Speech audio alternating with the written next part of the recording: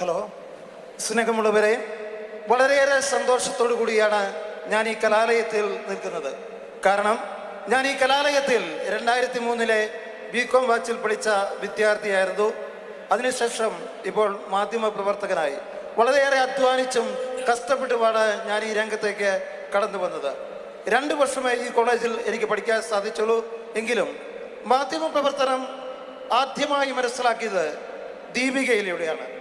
പിന്നീട് അതിനുശേഷം ജീവൻ TV, നവകേരള news, സർക്കാർ ഡെയിലി, മലനാട് ന്യൂസ്, അങ്ങനെ അവസാനം വാർത്താ മലയാള ന്യൂസിൻ്റെ ബ്യൂറോ ചീഫായി സേവനമനുഷ്ഠിക്കുന്നു.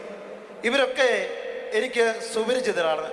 പ്രത്യേകിച്ച് ഹാഷ്മി സാറും ഞാനും ഒന്നിച്ചാണ് VS അച്യുതാനന്ദൻ്റെ വിലാപയാത്ര റിപ്പോർട്ട് ചെയ്തത്. ഞാൻ ഇന്നലെ സ്റ്റുഡിയോയിൽ വെച്ച് സാറിനെ കണ്ടേ ഉള്ളൂ. കാരണം ഒരു സന്തോഷ വാർത്ത കൂടി ഞാൻ നിങ്ങളെ അറിയിക്കുകയാണ്.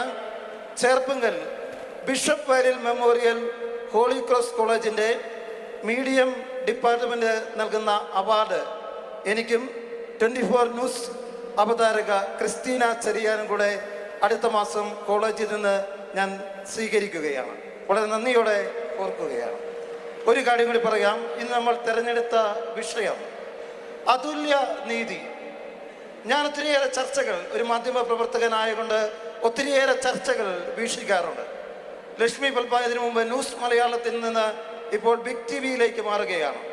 രാഹുൽ മാങ്കൂട്ടത്തിൽ കാര്യമൊക്കെ എടുക്കുമ്പോൾ ഒത്തിരിയേറെ ചർച്ചയുണ്ടായി. അതിലുപരിയായി എന്നെ സ്ട്രൈക്ക് ചെയ്തൊരു വിഷയം ദിലീപിൻ്റെ കാര്യത്തിലാണ്. ഞാൻ അധികം സമയം എടുക്കുന്നില്ല, കൺക്ലൂഡ് ചെയ്യുകയാണ്. കാരണം പറഞ്ഞാൽ ഒത്തിരിയേറെ കാര്യങ്ങളുണ്ട്.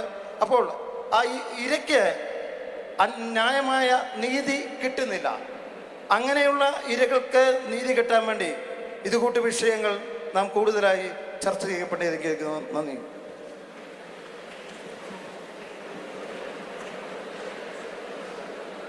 ചോദ്യങ്ങളുണ്ടോ? സർ, ആക്ച്വലി എൻ്റെ ഒരു ഗൗരിശങ്കർ എന്നാണ്. ഞാൻ ഫസ്റ്റ് BCom സ്റ്റുഡൻ്റ് ആണ്. എൻ്റെ ക്വസ്റ്റ്യൻ പാഷ സാറിനോടാണ്. സാറ് പറഞ്ഞു അവളായതുകൊണ്ട് മാത്രം നമ്മൾ കൂടുതൽ അവർ ക്രൈം ചെയ്യുമ്പോൾ അവരെ കൂടുതൽ വലിച്ചു കീറപ്പെടുന്നു എന്ന് നമ്മൾ പറഞ്ഞു. പക്ഷേ അവരവിടെ നടത്തിയൊരു കൊലപാതകമല്ലേ? കൊലപാതകം ചെയ്ത വ്യക്തി എങ്ങനാണെങ്കിലും ശിക്ഷ അറിയിക്കുന്നുണ്ട് ഇല്ലേ? അവിടെ എൻ്റെ ഒരു പേഴ്സണൽ അഭിപ്രായം വെച്ച് പറഞ്ഞാൽ ഗ്രീഷ്മ എന്ന് പറഞ്ഞ വ്യക്തിക്ക് നിയമം നൽകുന്ന ഏറ്റവും വലിയ ശിക്ഷ കിട്ടണമെന്ന് പ്രതീക്ഷിച്ച ഒരാളാണ് ഞാൻ. അതവിടെ ഒരു അവളായതുകൊണ്ടല്ല, പകരം അവർ കൊലപാതകി ആയതുകൊണ്ടാണ്. അവിടെ പുരുഷനാണെങ്കിലും സ്ത്രീ ആണെങ്കിലും അവർക്ക് ചെയ്ത തെറ്റിനുള്ള ശിക്ഷ ലഭിച്ചേ പറ്റത്തുള്ളൂ. അവിടെ സ്ത്രീ എന്നുള്ള രീതി അവർക്കൊരു കൺസെഷൻ കൊടുത്തു കഴിഞ്ഞു കഴിഞ്ഞാൽ അവിടെ നടക്കുന്നൊരു അൺഈവൻ ജസ്റ്റിസ് അല്ലേ? ഇതിന് ഓൾറെഡി ഈ ചോദ്യത്തിന് മറുപടി പറഞ്ഞു കഴിഞ്ഞതാണ്. അതൊരു സ്ത്രീ കുറ്റവാളി സമാനമായ കുറ്റകൃത്യം ചെയ്യുമ്പോൾ സമൂഹം സ്വീകരിക്കുന്നതും മാധ്യമങ്ങൾ വാർത്ത ചെയ്യുന്നതും തമ്മിൽ ഭയങ്കരമായ വ്യത്യാസമുണ്ട്. സമൂഹം എടുക്കുന്നതാണെങ്കിലും മാധ്യമങ്ങൾ വാർത്ത എടുക്കുന്നതാണെങ്കിലും തമ്മിൽ വ്യത്യാസമുണ്ട്. അത് പൊതുവേ ഉള്ള ഒരു സ്ത്രീ വിരുദ്ധ സമീപനത്തിൻ്റെ ഭാഗമാണ് എന്നുള്ള കാര്യം പലതവണ ഇവിടെ പറഞ്ഞു കഴിഞ്ഞു. ഒരു കാര്യം കൂടി ചോദിച്ചോട്ടെ. ഈ റിട്ടയർമെൻറ്റിന് ശേഷം പദവികളൊന്നും ഏറ്റെടുക്കില്ല എന്ന് ജസ്റ്റിസ് പറഞ്ഞിരുന്നു. പലപ്പോഴും നമ്മൾ കാണുന്ന ഒരു പ്രവണത, അതിനുശേഷം സുപ്രീം കോടതി ചീഫ് ജസ്റ്റിസ് ആയിരുന്നവർ വരെ പുറത്തിറങ്ങി അവർ പല പദവികൾ വഹിക്കുന്നത് നമ്മൾ കാണാറുണ്ട്. ഈ ഗവർണർ ആകുന്നവരുണ്ട്, രാജ്യസഭാംഗങ്ങൾ ആകുന്നവരുണ്ട്. അതൊരു പുതിയ പ്രവണതയായി കാണുന്നുണ്ട്. അത് എത്രത്തോളം പ്രതിലോമകരമാണ്? അത്തരത്തിൽ ജഡ്ജ്മെൻറ്റുകൾ സ്വാധീനിക്കപ്പെട്ടിട്ടുണ്ട് എന്ന് കരുതുന്നുണ്ടോ എപ്പോഴേലും? ജസ്റ്റിസിൻ്റെ തന്നെ വ്യക്തിപരമായ അഭിപ്രായത്തിൽ അത്തരത്തിലുള്ള പ്രലോഭനങ്ങളുമായി, അത്തരത്തിലുള്ള വാഗ്ദാനങ്ങളുമായി ആരെങ്കിലുമൊക്കെ സമീപിച്ചിട്ടുണ്ടോ?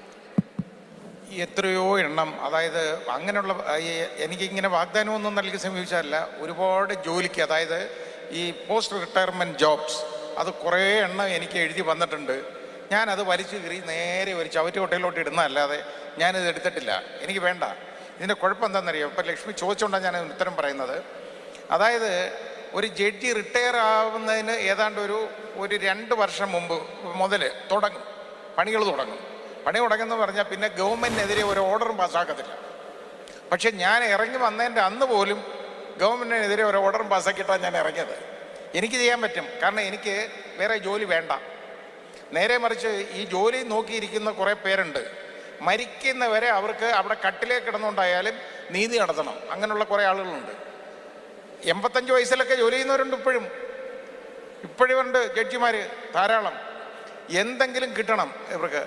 നാണമില്ല എന്നാണ് ഞാൻ അതിനെക്കുറിച്ച് ആലോചിക്കുന്നത്. സത്യത്തിൽ ജനങ്ങളുടെ പണം മാത്രമല്ല, യഥാർത്ഥത്തിൽ ഈ ലക്ഷ്മി ചോദിച്ച മാതിരി ഇതങ്ങോട്ട് റിട്ടയർ ചെയ്തു, അതിൻ്റെ പിറ്റേ ദിവസം രാജ്യസഭാംഗത്വം അല്ലെങ്കിൽ ഏതെങ്കിലും ഗവർണർ പോസ്റ്റ് നമ്മൾ കാണുന്നതാണ്. ഒരു ഗിവ് ആൻഡ് ടേക്ക് പോളിസി അല്ല ഇതെല്ലാം നീതി നടത്തുന്നവരായിട്ട് ആളുകൾ വിശ്വസിക്കുമോ?